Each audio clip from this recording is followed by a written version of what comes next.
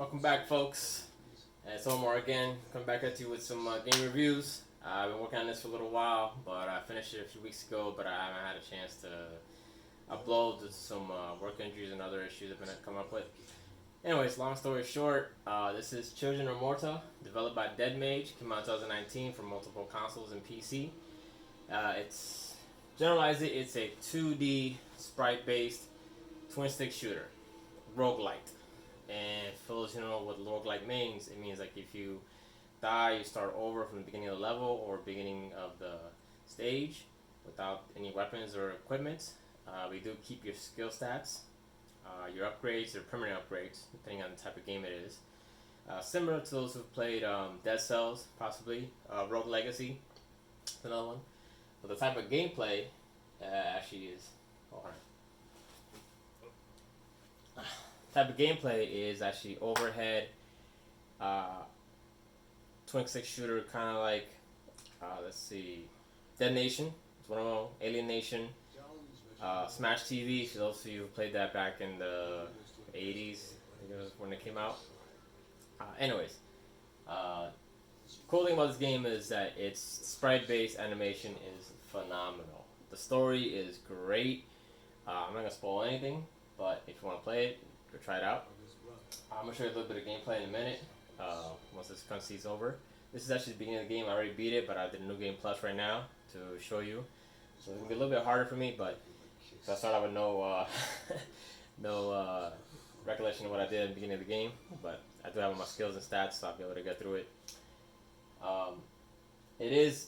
I gotta say that I didn't put much emphasis on this game when I first tried it. I didn't think it was gonna be great, but once I've gone through more of it, so I'm not the roguelike type. I don't like games that you just die, start over, and you repeat. Kind of like Returnal is another one, new one that I've tried, and I had to drop it. I wasn't in love with it, even though it looked great. The graphics are spectacular on PS5, but I just did not like it. So right now I'm playing on a PS4 Pro, and I'm gonna show you a little bit of gameplay so you have your own opinion what if you're interested into this type of game. Alright, thanks.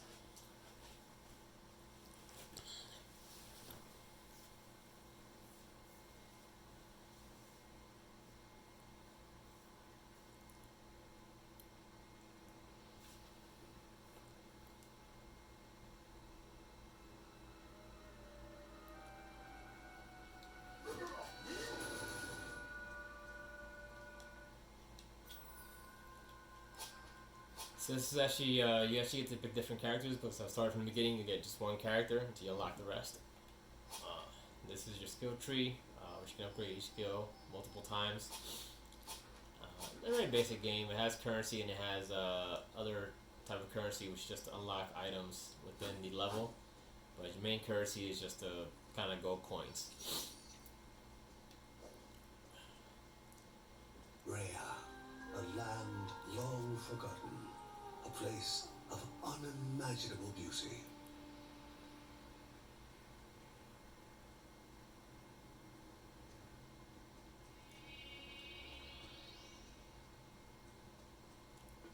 It first appeared as sludge given life, slithering creatures, small and vile.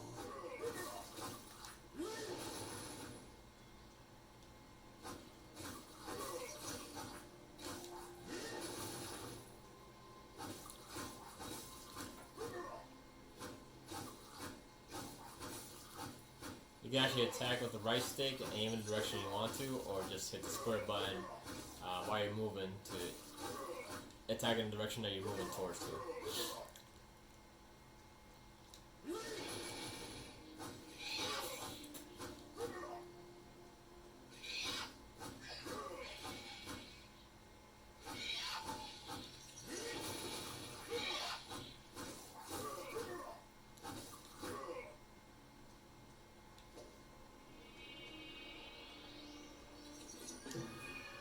A wall, impeding further progress. A battle was sudden.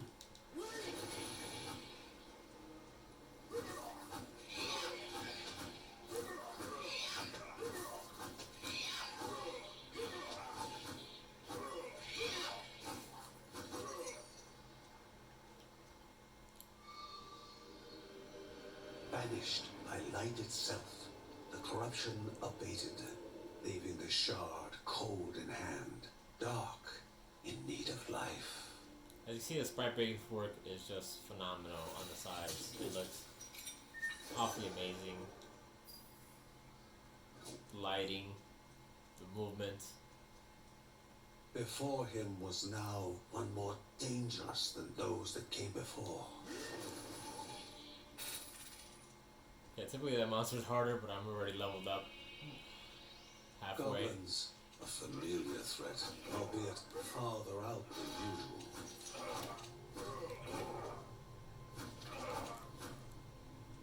Magnificent, but dangerous. A land of love found and of love lost.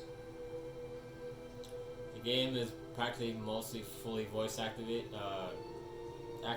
throughout most of the game. Before him was sacred ground, left untouched in days gone by. Remaining calm and collected, the shock of his heart-skipping beats was concealed in expert fashion. Before him stood Linda, his eldest daughter, with bow and quiver at the ready, determined to do her part.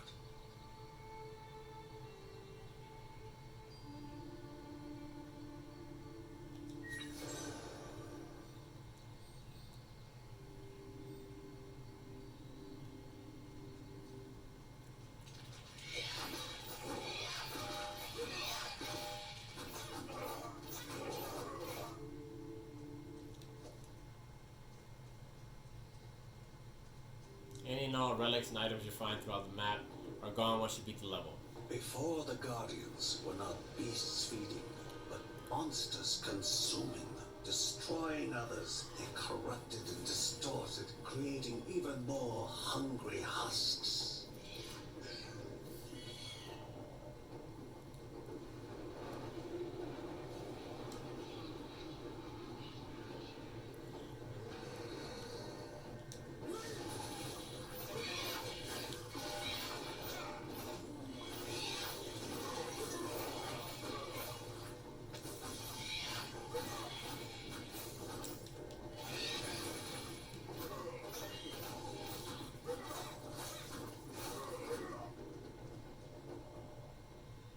Both father and daughter gathered their thoughts, their hearts heavier than before.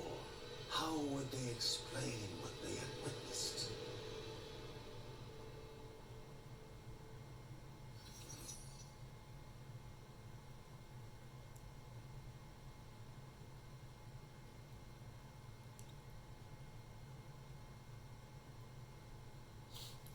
That's about it, folks. I'm just going to show you the prologue. That's not even the first level of the game. And I'm just going to let it load up into the home base of your character, which is where you customize your upgrades. The ancient tree had been cut down. Together, father and daughter described the horror. Creatures dripping with decay that slithered into bodies stuck between life and death to bolster their ranks. Grandma Margaret confirmed what they all feared. It was the corruption, a cruel entity spoken of only with hushed voices, an ocean of darkness that flowed from the top of Mount Morta. And the Bergsons' duty was to stand against this devouring deluge of death.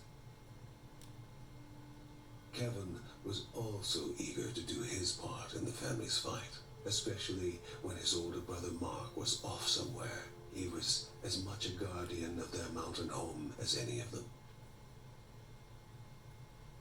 She stood. If they were to reach the summit and destroy this evil, as the Bergsons of old had done in the past, they would need the assistance of the sanctuary.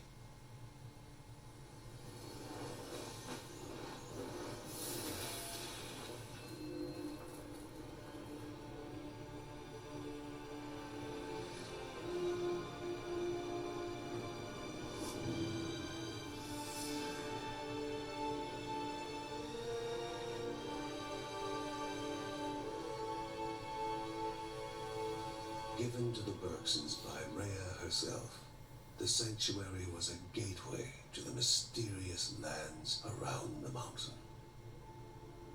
Margaret pointed to the huge crystal at the center of the den, revealing their next task: to activate it and open the way to the source of the corruption. And once Rhea's 3 spirits are gathered on the grounds, the only gate to the top of Mount Morta will open in this chamber. By himself, or with the assistance of those who loved him, John needed to gather the 3 spirits from their lands. Without them, he would not be able to stem the flow of the corruption. And this is where I can go to the home base. Upgrade.